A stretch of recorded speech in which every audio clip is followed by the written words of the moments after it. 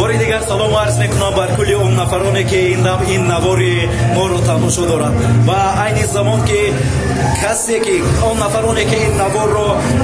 دیده ایستادن شاید در چنین خلاصه آمده باشد که برای چی وقتی که من گپ زدم این زمان خیلی شاد هستم. میدونید زیرا که امروز با کلی کارمندان تشکیلات جمعیتی آرمان دلها و اینچنین تشکیلات جهانی باز یکجا شده ما خواستیم که با یتیمخانه شهر که شروع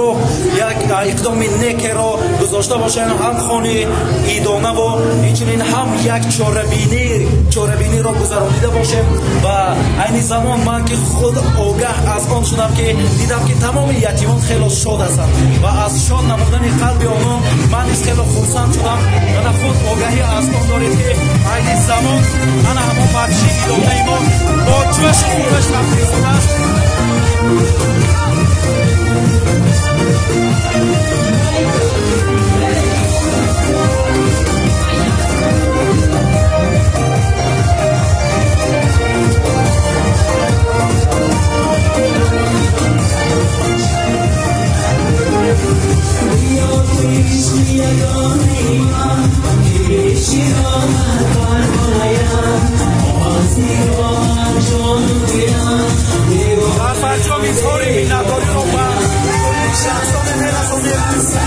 برای آوردن